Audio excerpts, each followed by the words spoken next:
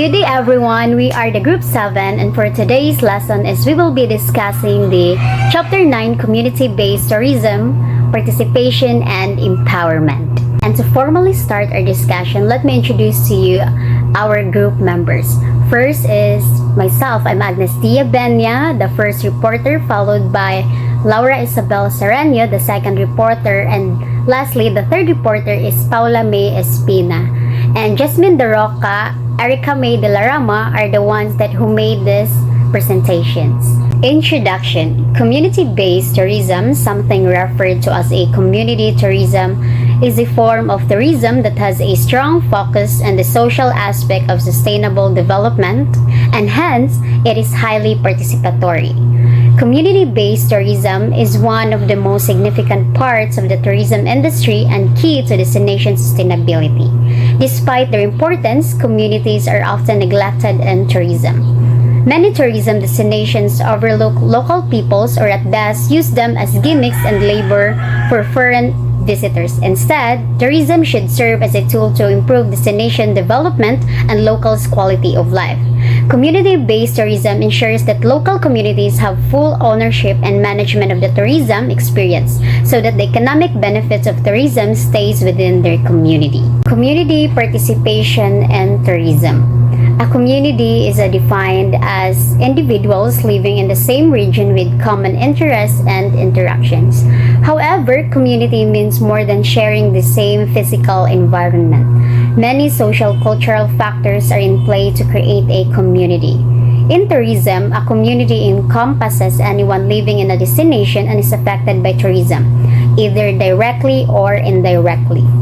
Local community participation is one of the core elements of tourism development because it is inmost to the sustainability of tourism industry. Involvement of local community has substantial value in tourism for locals, their lifestyle and environmental, cultural and traditional factors, which are the main attraction in tourism. Thus, the needs and aspirations of local must be maintained. Tourism development, along with the involvement of local community, will result in sustainable development as well as benefit economic, environmental, and cultural benefits. Active participation of community in tourism ensures the enrichment of tourism experience as well. When a community is involved in tourism development, it guarantees them as an active partner, and it provides check and balance since it has a particular stake in region and commitment to the environmental quality. Tourism can work for long term and its feasibility depends on the support and involvement of the local community. Ideally, participation should include not only the members of the community who are interested in tourism development issues but also other stakeholders who may not always agree with tourism development. The participation of the community and stakeholders is vital in sustainable tourism planning and management to ensure that major issues and concerns are understood and addressed. When local concerns are clearly addressed, community satisfaction and sense of community are established, eventually resulting in greater motivation to cooperate with the industry. And next would be the aspects of community involvement. Local participations in tourism is vital for achieving sustainability goals, benefiting the local community, and conserving the environment. Therefore, communities should actively engage in decision-making process, representation in organized group, and working together to ensure successful tourism development. Furthermore, the involvement of the host community in tourism development may be divided into 4 broad aspects, namely employment, capacity building, decision-making, and benefit sharing, and which will be shown on the next slide, and the subsequent sections provide further explanation of these 4 aspects. So in this table, it represents the aspects of community involvement that is divided into 4 broad aspects. First is employment and livelihoods. Tourism is one of the driving forces of economic growth worldwide. By giving access to decent work opportunities in the tourism sector, society, particularly youth and women, that can access and benefit from increased professional development and skills. Tourism should provide livelihoods by ensuring that people meet basic human needs such as food, shelter, security, and dignity. and through meaningful work while at the same time minimizing the adverse consequences of their work to the environmental and society. Because these goals frequently come into conflict, great care should be taken to ensure participation at every level by the local community. To achieve sustainability, the community should be able to adapt or adjust their livelihoods to cope with external changes and difficult circumstances without losing its sense to control over its autonomy and continued survival. It suggests that tourism should complement rather than displace existing activities.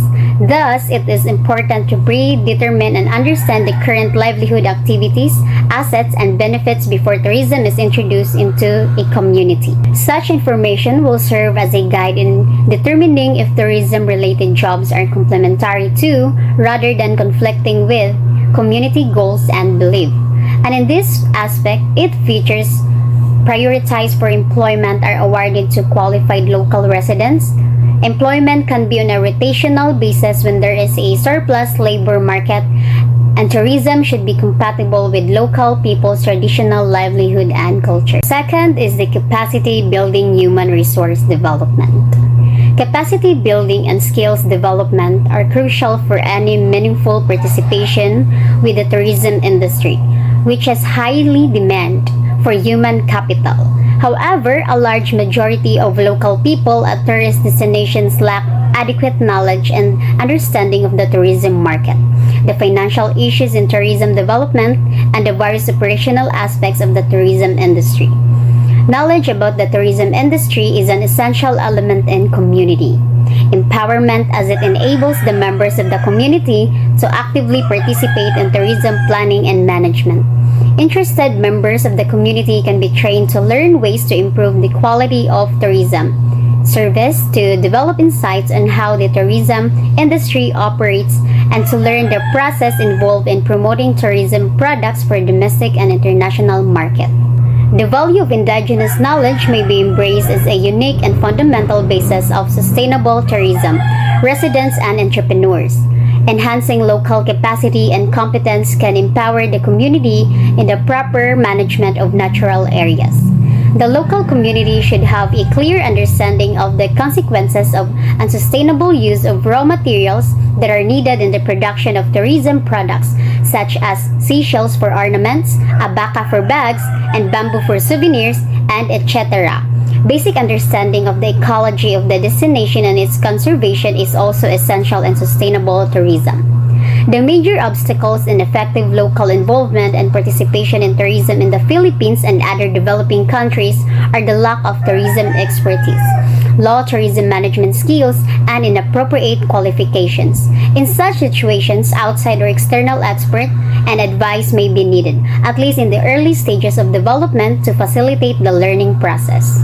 This table represents the employment categories in ecotourism.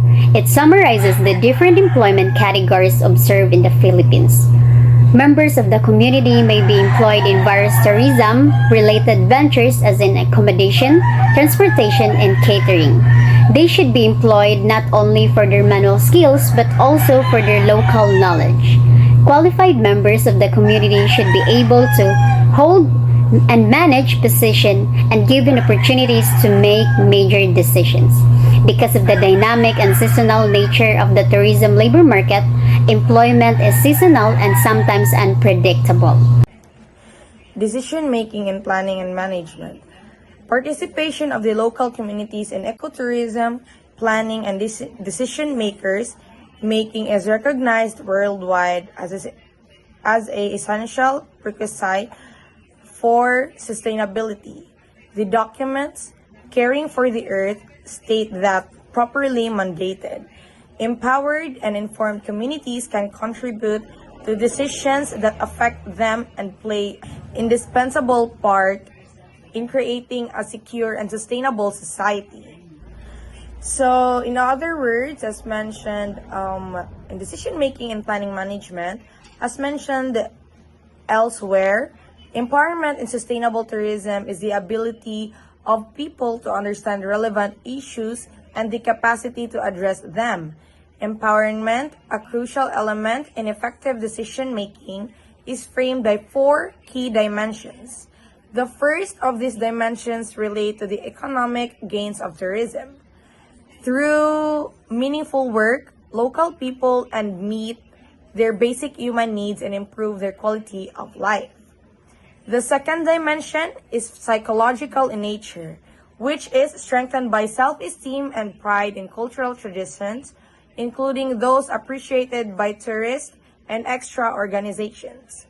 So when people are psychologically empowered, they can readily express their views and sentiments even in public. Social empowerment, the empowerment is the third dimension. So results when the community develops cohesion through the implementation of tourism initiatives, especially those that they own. And lastly, the fourth dimension is political empowerment, wherein community is given authority to choose and make decisions, consequently able to apply these choices and decisions according to their needs and capacities. So overall, decision making in planning management in sustainable tourism is a complex and multi-phased process that involves balancing economic, social, and environmental considerations to ensure long-term viability of tourism activities, which are stated by the four dimensions. Next is the benefit sharing. To achieve sustainability, tourism revenues should be distributed equitable throughout the community. In many cases, improvised residents are unable to negotiate with more influential actors in ecotourism development for fair agreements or equitable sharing benefits from tourism. Southgate, 2006. So benefit sharing is access to natural resources through tourism is essential in ensuring that the sustainable use and the benefits arising from such use provide the local community income, employment, basic human needs, and livelihood security. So the context of sustainable tourism refers the equitable distribution of economic, social, environmental benefits among various stakeholders involved in the tourism industry. Just like what stated above regarding the decision making and planning and management. So this concept recognizes that the positive outcomes generated by tourism activities should not only be concentrated among few entities but should be shared with contribute to the well-being of a broad range of stakeholders, particularly local communities and environment. So next is the community level.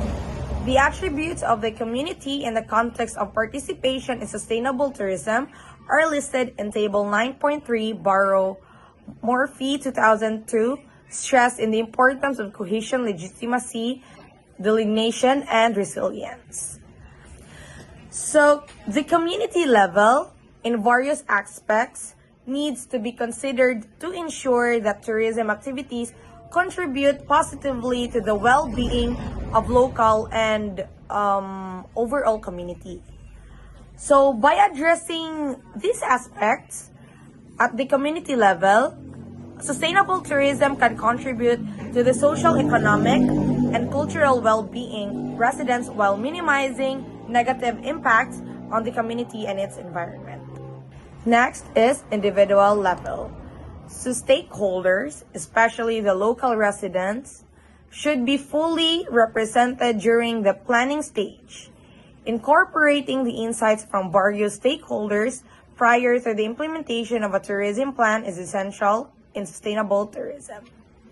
So individual level, ideally the members of the community collectively nominate an individual who can represent them in decision-making bodies or management committees. So the table shown on the next slide is the community level from a table 9.4.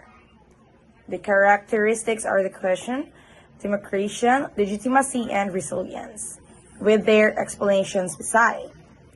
So, Table 9.4 lists the desirable qualities of an ideal community representative to a decision-making body or entity. Primarily, each representative should have genuine concerns for local socio-cultural and environmental well-being and be occupied with candid insights into the potential impacts of proposed projects. Studies have shown that commitment is essential for successful planning and attainment of outcomes or implementation of the plan. Next is the community level. The table shown below is stated in the table 9.3. So the table shown below in table 9.3 are the character interpretations are speculative and they highlight how each character should contribute to sustainable tourism in their own unique way based on their personalities and interests.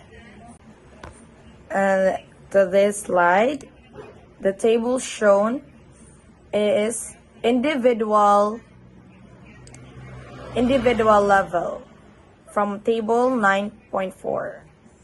So table 9.4 lists the desirable qualities of an ideal community representative to a decision-making body or entity.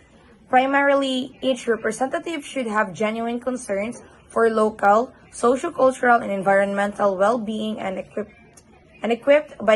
with candid insights into the potential impacts of proposed projects. Studies have shown that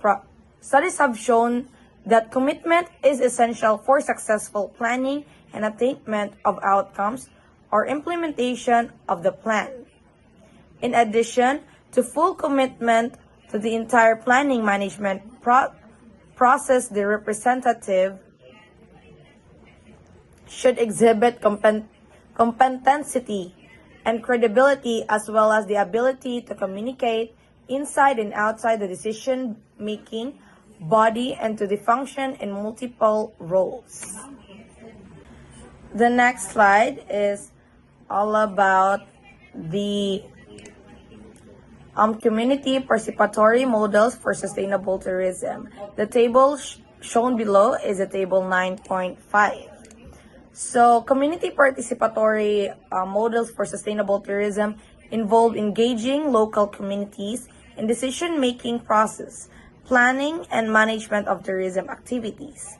So, these models recognize the importance of local knowledge, values, and aspirations, and aim to empower communities to actively contribute to benefit from tourism initiatives.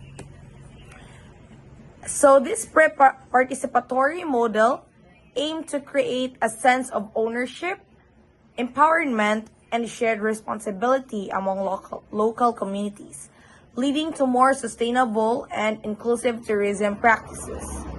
When communities are active, participate in decision-making, the benefit sharing, the chances of long-term success, and the harmony between tourism and local lifestyles are significantly increased. So by this table, the table shown here is like, it can help us by like, what we call this one? Like to improve our tourism environment. And lastly is the community tourism. So community-based tourism is seen as the most ideal model for achieving sustainable livelihoods. According to Burks and other authors, community-based ecotourism is effective when the community manages their own resources in a way that's socially, economically, and environmentally acceptable. In this model, the community has ownership, control, and management over the tourism operation. However, in the Philippines, many local people lack the economic and technical capabilities to start and maintain tourism businesses. This issue should be addressed from the beginning of any community-based tourism development initiative. So community tourism places a strong emphasis on involving local residents in decision-making process. Related to tourism development, community members actively participate in determining the types of tourism activities, infrastructure development, and policies that align with their needs and aspirations. Community tourism is also seen as a more sustainable and inclusive alternative and conventional tourism models as it prioritizes the well-being of local communities, fosters cultural preservation, and encourages responsible tourism practices. This approach can lead more harmonious relationship between tourism and community life. I will now pass the floor to the next reporter. Another participatory model is a joint tourism business venture between a community and a small business group, usually a family-run venture or a non-governmental organizations. So, joint ventures with the private sectors or NGOs, this partnership is usually based on lease agreement or profit sharing. In many developing countries, partnerships with external partners, example given the individuals, groups, or organizations, may be perceived as a new tyranny when the goals being introduced to and or imposed on local people reinforce the interests of the already powerful members of the community by Cook and Kothari 2001. Care and diplomacy should be exercised if this model is to be a viable option.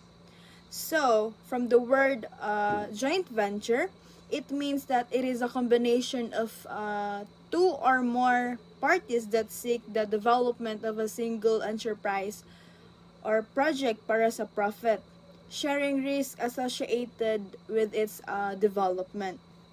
So, money siya ang business management in which two or more parties agree to pool the resources for the purpose of accomplishing a specific task, which is the private sector or the non-government organization.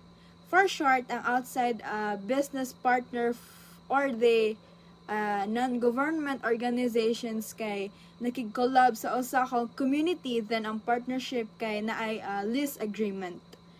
The second one is the private business employing members of the community. This arrangement involves hiring some members of the community by the private sector. At a mutually agreed wage of salary, hired staff members assist in running various aspects of the tourism operation. Participation of the community in decision making is limited or non-existent. This type of partnership is the most common arrangement in many destinations in the Philippines, and the role of the private sector in sustainable tourism at the community level should be improved. In a brief explanation, it is a privately owned ecotourism enterprise controls and manages the business and employees, members of a community in various tourism-related jobs. So, a private sector organization is created para mo form a new enterprise or privatizing a public sector organization. That is why private sector has a goal of making money and employs more workers than the public sectors. The fourth one is the non-government organizations or other grassroots organizations. It discusses how the government and international non-government organizations have provided support to grassroots organizations to initiate community-based ecotourism in order to help develop the community's self-reliance.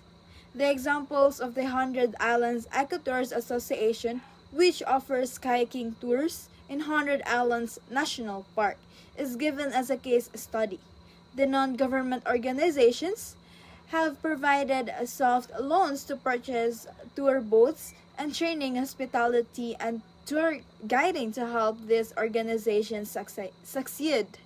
Another example of such support is provided by the Ayala Foundation on Pamilican Island.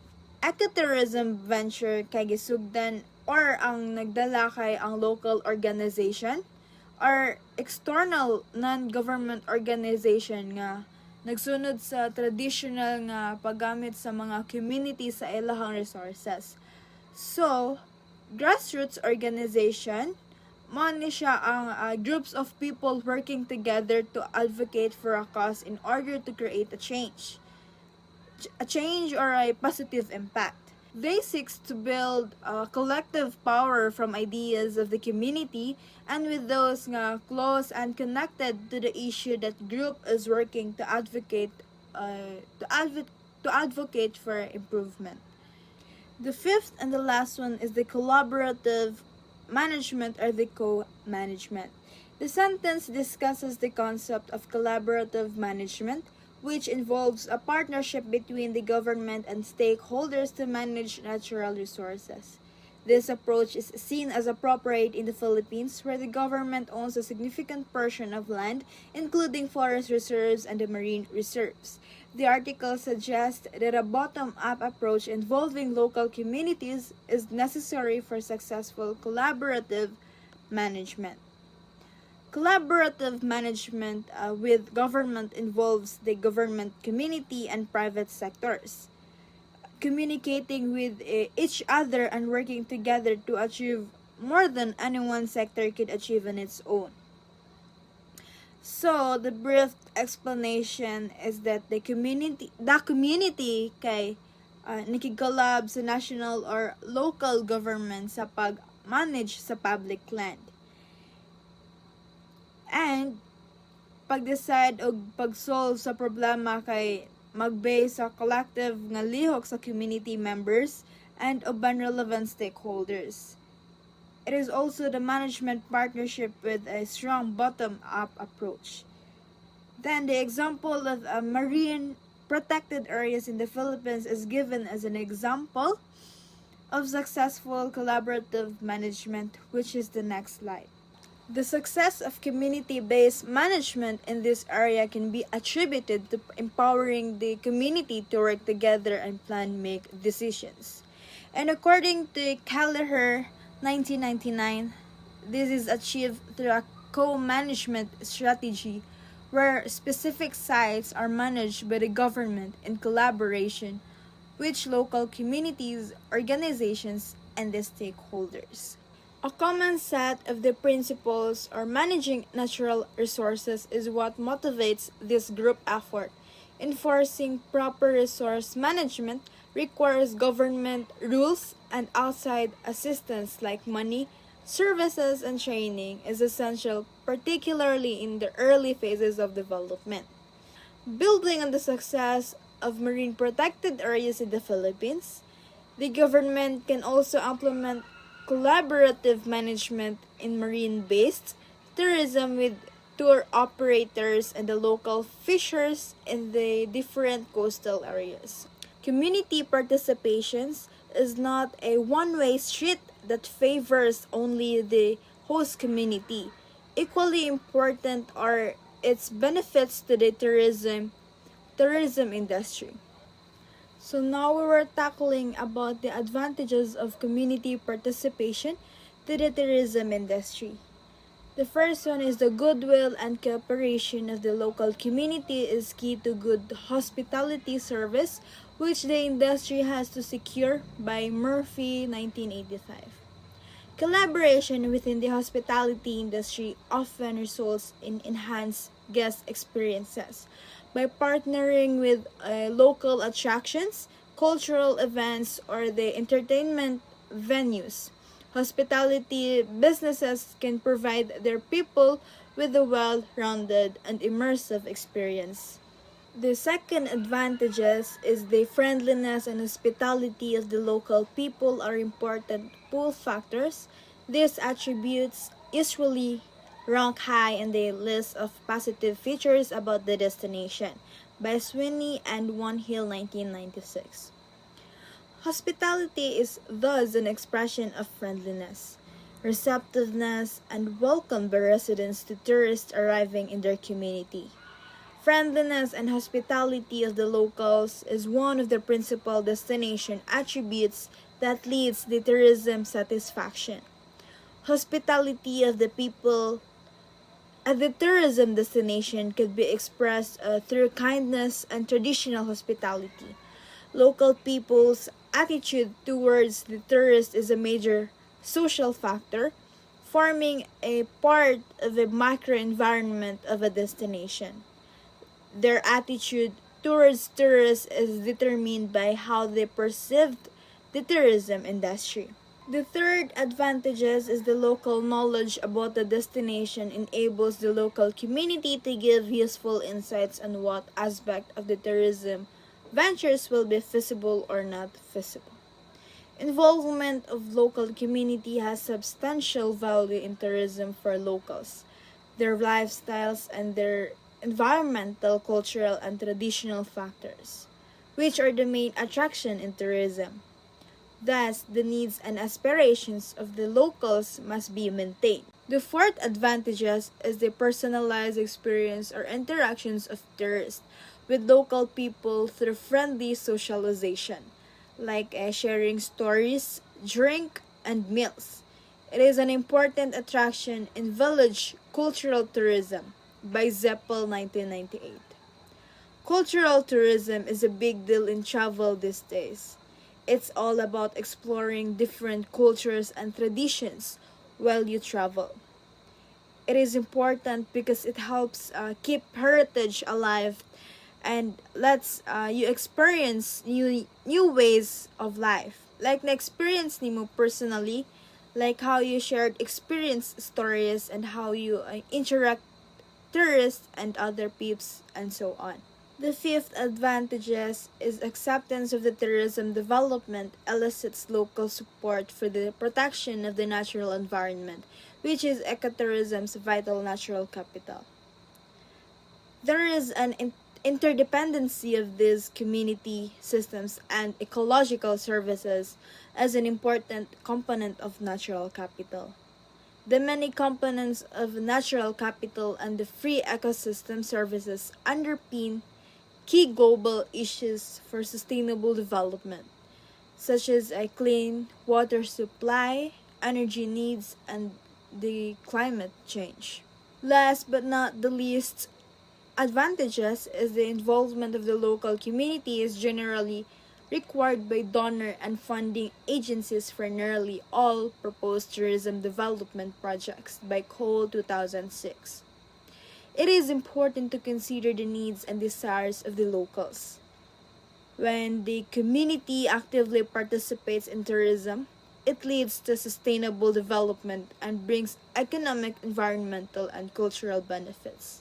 It also enriches the overall tourist experience.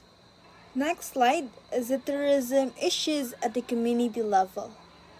Local communities experience varying effects from tourism.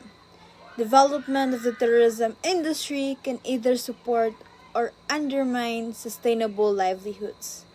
So, let's proceed to Table 9.6. The Table 9.6 is the summary of the positive and negative impacts of tourism at the community level.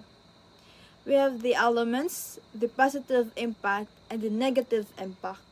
The first element is the economic. The positive impact of the economic is the new opportunities for the tourism employment, new and additional sources of cash income, the alternative to illegal fishing and farming, and other forms of unsustainable resource exploration. The negative impact is the lack of time and opportunities for traditional farming and fishing, increased dependence on the outside world, access to cash to finance resource exploitation. The second element is the environmental. The positive impact is the cessation of illegal resource exploitation, like fishing, logging within protected areas. We have here the incentives to divert time and labor away. Huh? We have here the incentives to divert time and labor away from unsustainable resource exploitation. Increased local incentive to conserve the resource base of tourism. So the negative impact of the environmental is the conservation backfire. Example is the supplementary income from tourism is used to finance the commercial exploitation of natural resources. Last element is the social or the cultural. We have the positive impact that improved well-being and equality for life, enhanced cross-cultural relationships, new skills in tourism development and marketing, the positive change in the way the local residents value and use the local resources. The negative impact is the loss of cultural identity and self-actualization, the displacement and the marginalization of traditional employments and livelihoods. And that is all from the tourism issues at the community level. Next is the conclusion that we'll tackling about from the next reporter.